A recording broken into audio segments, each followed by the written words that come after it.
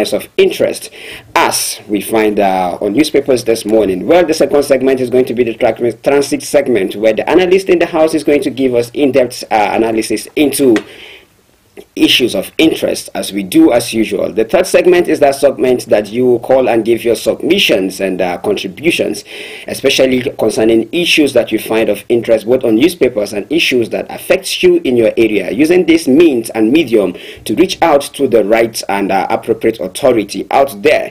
When it is time for you to call, the number to call is 07032353315, and the number to send your SMS to is 08163141141.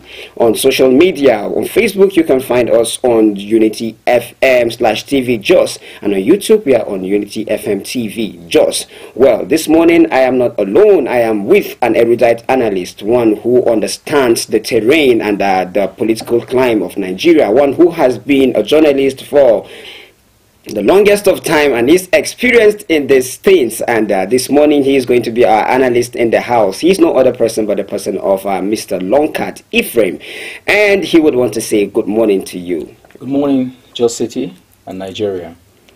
Good morning, Mr. Longcat. You're welcome to the studio. Thank you very much. Hope your night was well. It was well. I bless God, and I believe my listener outside there, I believe your night was well too, because yesterday we left having some in-depth conversation with the barrister in the house, especially as regards the most contemporary issue on newspaper in recent time, which is the tax reform bill. And the barrister had a lot to say about the tax reform bill. Well, this morning the newspaper headlines seems to have a bit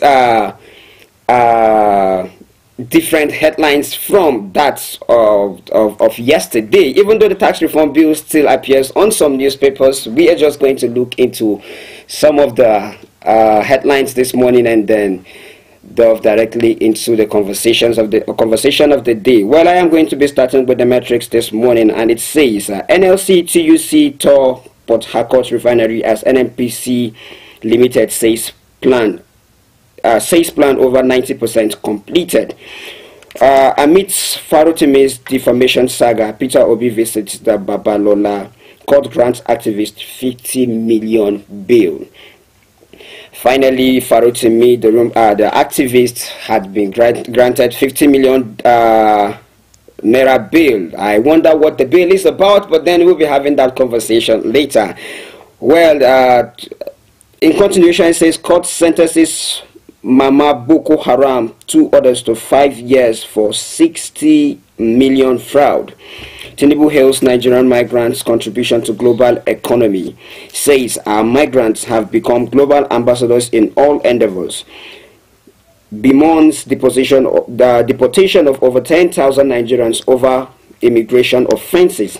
Excited over Ogunyemi's emergence as Canada Medical Association's president. Shetima flays UK party's leader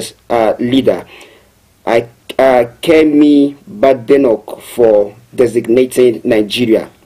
German President Steinmeier arrives Nigeria today on 3-day official visit. Lieutenant General Olufemi Oluyede assumes office as 24th Army Chief.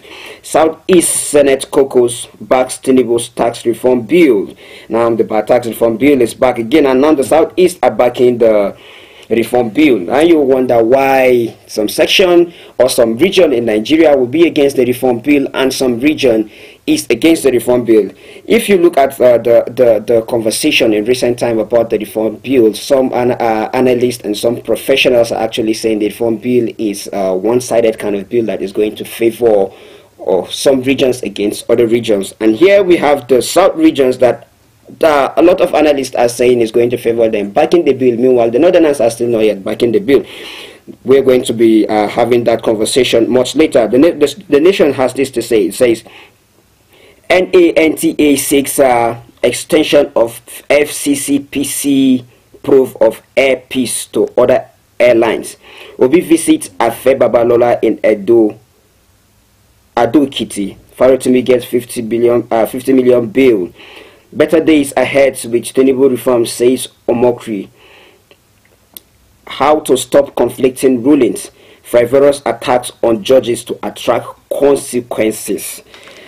Well, this is interesting. Frivolous attack on judges will attract consequences. Well, I think at this point is that point where we say the judges should get it right, because there's never a smoke without fire.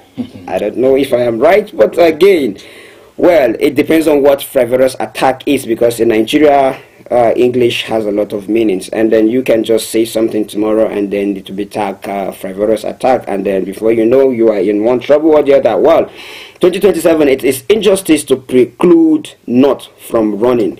Atiku says South will have done 17 years, not 11. That was the Daily Independent, and that's the only headline on it this morning. The Punch has this to say: ACF, that is the Arewa Consultative Forum, Atiku orders lampoon presidency over 2027 poll. Nigerians can vote you out in 2027. Atiku wants presidency. Akume can't decide who will contest poll. That is PDP. Sanwo-Olu opens Ifako Road Bridge. Ulitide. Southeast, South FES jumped to 287,800. Defamation.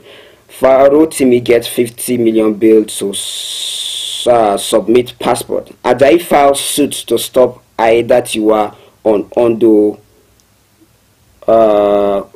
governor.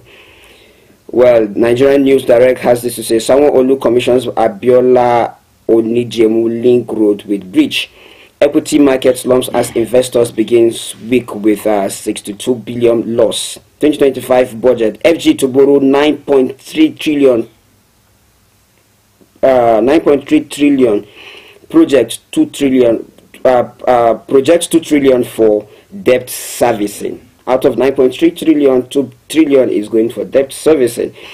Insecurity, we are hitting them hard. Lakurawa terror group will soon be history. That is the Chief of Army Staff saying this. Says across border cooperation critical in tackling terror group. Stresses need for military to step up efforts in fighting terrorism. Governor Nomadi signs Jigawa Electricity Regulatory Commission bill into law. 2025 budget. Zulum presents 584.76 billion budget. Prioritizes education, economic development. Well, that is from News Direct, and the Tribune has this to say: 2025 budget, MDA's risk zero allocation. Senate panel wants them for shunning invitations. Failure to account for 2024 releases. Afe Babalola Farotimi gets 50 billion bill. Okay, we have taken this. Fight against corruption should begin from top. That is Obasanjo. Well, this morning you can see that we have a lot of newspaper headlines from different newspapers. Yeah. From these newspapers this morning, one of the most captivating for me is the frivolous attacks on the judges. It's going to there is going to be penalty for frivolous attack on the judges. For me, it sounds like trying to instill fear on Nigerians not to voice out in a democracy where they have the right and then the freedom to speech. What do you think, sir, about this very assertion? Well, I think day before yesterday, I watched a video of the former justice of the Supreme Court, that is Justice Aisha, or is it Amina, I think. And then she spoke extensively about what is actually happening or has been happening in the judicial system. Now, you know, the bad thing about being a judge is that you don't explain yourself when you're a judge. So we get to hear all these things only after they are finished serving their tenures. Remember the former chief judge, Supreme Court judge, who came out and say all the things that were happening, they are not good. You see one judge retires, and then in his valedictory session, you hear, I didn't like this, I didn't like, but you know, when they're actually serving, they cannot talk because they are judges. But when they finish serving, then you hear them. Now, Justice Amina said something extensively, and what she said is that when she was posted to Lagos Division, before she actually heralded to the top in Supreme Court, that when she went there, that was the first time she started hearing threats. Yes, that she was threatened. Because where she was in the north, there was nothing like threat. You just go do your case, give your judgment, and then. But when she went to Lagos, that she was threatened. And she was like, wow, what is this? And then what she said is, wow, I have to deal with this decisively. What did she do? She actually called, she did a little investigation and found out that there were people in the registry. Now, you know, when they talk about the judicial system, the first thing that comes to mind is we always just see it's only the judges. You understand? But we forget that there are people who work with them. Actually, the registrars are there, the clerks are there, there are staff who are there who run the affairs. When a lawyer, for example, comes to file in a case, he doesn't go and meet the judge. He goes and meets the clerks, to meet the clerks. They are the ones who do all those proceedings and help the judges. The judges just listen to cases, do their analysis, and pass judgments. So she said she had to do an investigation. And after her investigation, what did she find out? There were people who had overstayed in that ministry without being posted out. She even said some 36 years, some 34 years. So I was wondering, how can somebody be working even above the stipulated time of actually service, of his service years? So what she did was simple. After she wrote a letter, a memo to the then Supreme Court Justice, and then she got a knot up to actually sanitize the system. And what did she do? She wrote to the registrar, and the registrar acted upon. And she said immediately, weeks later, 16 of them were posted out. Posted out to as far as Yobe, different divisions, to actually go and have a taste of what is actually happening, not being in one place. Why did she make that revelation?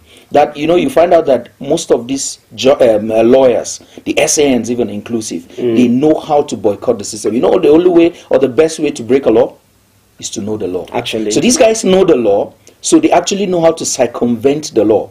These are their cronies there. They know how to delay a case if they want to. That sometimes you'll be sitting, okay, they bring a case, okay, where is this filings? It's not in the file.